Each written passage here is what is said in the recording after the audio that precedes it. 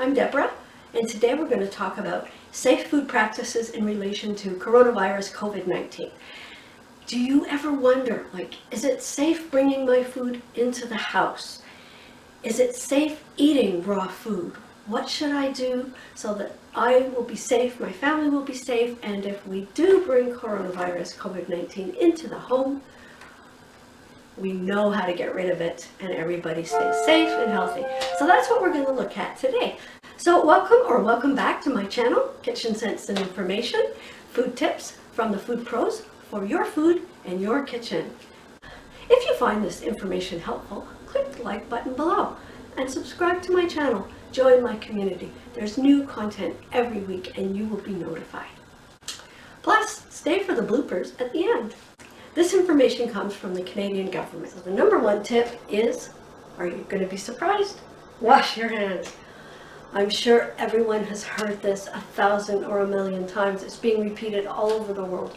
But why? Because it works. When I was a quality manager in food plants, it was the number one thing we taught the employees so that they wouldn't transmit disease into the food or between each other. It's so important. I don't want to show you how to wash your hands. There's already enough videos on the internet about that. But I do want to talk about the method and why it's so important. The method is 20 seconds, warm water, and soap. So let's look at that. This is my hand soap. Soaps are chemically formulated to bond with oils, protein, and sugar and remove them from the surface. The surface could be a dirty dish. The surface could be your hands. Doesn't matter. Soaps are made to pull these things away from whatever surface they are on. Coronavirus is a virus. Viruses don't have cell membranes like bacteria.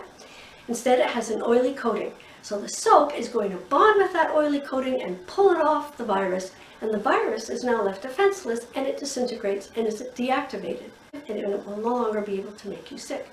That's why soap is so important. Just rinsing your hands, even if you rub them, is not going to do a good job. Why warm water? Soaps work better in warm water, and they work better in hot water too, but if we wash our hands with hot water, we run the risk of getting burned, so that's not a good idea. And why 20 seconds minimum?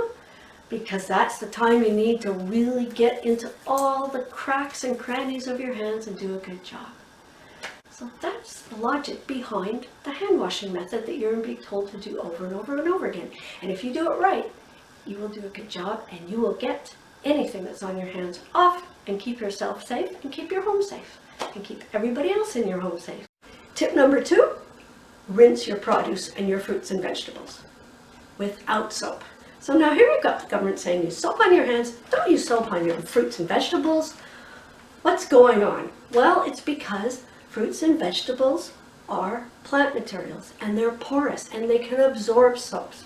So you don't want to be sanitizing your fruits and vegetables and produce. You don't want to be using soaps unless they are specifically formulated to be used on food with fruits and vegetables.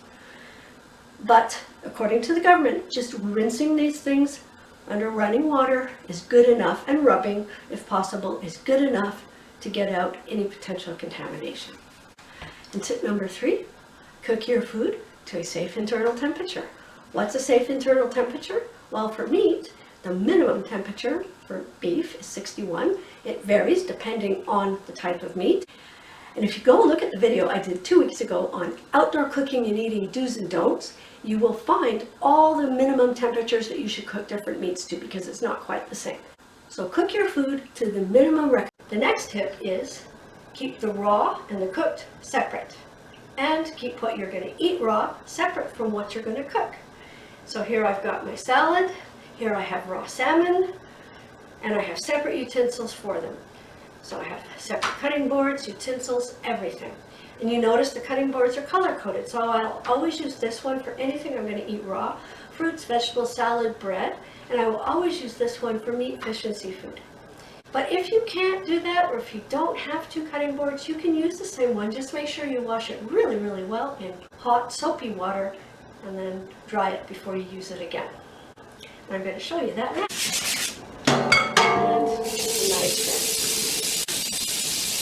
And there you have it. Also, once you're done preparing your food, separate plates, salad bowl, and for the cooked meat, a clean plate. Don't ever put your cooked meat on the same plate where you had the raw meat, because that's one way to have contamination of your cooked meat, and then all this work was for nothing because you could get sick.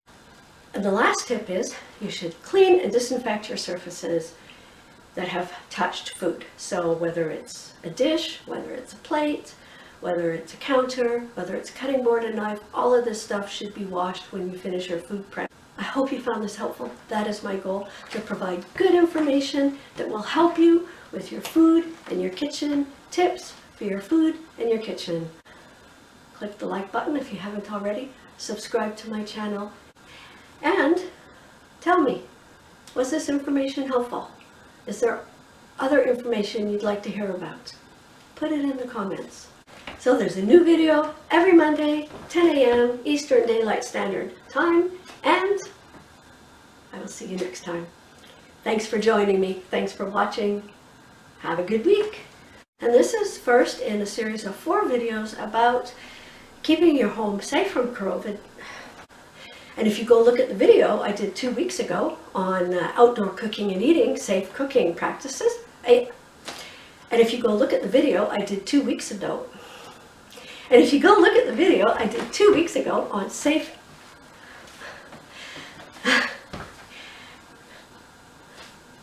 and if you look at the video I did 2 weeks ago on safe outdoor cooking and eating,